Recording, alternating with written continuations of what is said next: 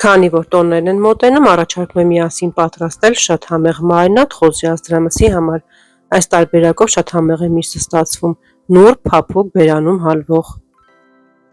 Նախապես ես միսը թողել եմ աղաջրի մեջ մի քանի օր։ Հիմա պատրաստում ենք ջեռոց դնելու համար։ Ամեմունքներից ես վերցրել եմ աղ, սև և կարմիր պղպեղներ, հալեպի պղպեղ, չոր աջիկա, մի փոքր չաման, բուսայուղ, սոյայի սոուս և սխտոր։ Բոլորը միասին լավ խառնում ենք։ Չաման ինձ մոտ պատրաստի վիճակում է, եթե չունեք, կարող եք միայն փոշին ավելացնել կամ բաց թողնել այդ էտապը։ Կարող եք նաև համեմել ձեր նախընտրած համեմունքներով։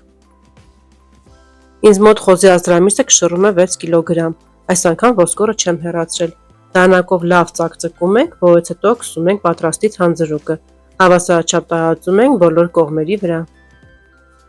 Իմ ալիքում կա եւս մեկ տարբերակ մարինացնելու,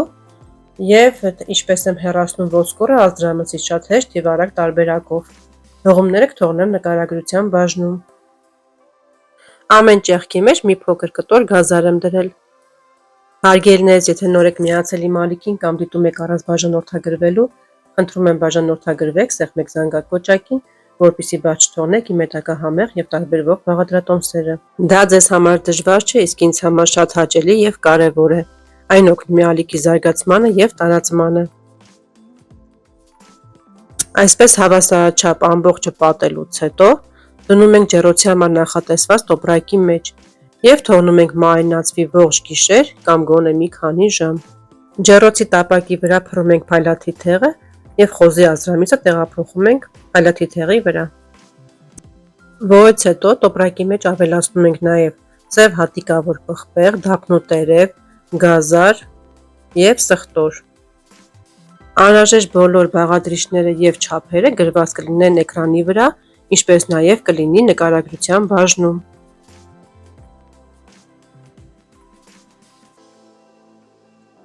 Տոպրակի ծայրերը լավ ամրացնում ենք։ Տեղափոխում ենք նախապես տաքացված ջեռոց, եփում ենք 200 աստիճանի տակ մոտավորապես 5 ժամ։ Ժամերի քանակը կախված է ազդրամսի կիլոգրամից, այսինքն եթե ազդրամիսը կշռում է 5 կգ, եփում ենք 5 ժամ։ Ինձ մոտ 6 կգ է, ես եփում եմ 5 ժամ, որից հետո ստուգելու եմ եփվածության աստիճանը եւ արդեն իսկ պատելու եմ մյուս թանձրուկով ու նորից թողնեմ եփվելու։ Եթե զգում եք դեռ պատրաստ չէ, թանձրուկը չենք քսում։ Եփվելուց հետո նոր քսում ենք թանձրուկը։ Կախված մսի որակից եփվելու ժամերը կարող են տարբեր լինել, ավել կամ պակաս։ Երկրորդ թանձրուկի համար մեզ պետք է տոմատի մածուկ, մայոնեզ, սոյայի սոուս, կարմիր պղպեղ եւ չոր աջիկա։ Բոլորը միասին խառնում ենք այսպես։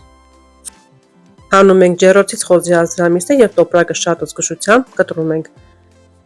Շատ զգույշ կլինեք, քանի որ այն տաք է եւ գոլոշին կարող է այրել ձեր ձեռքերը։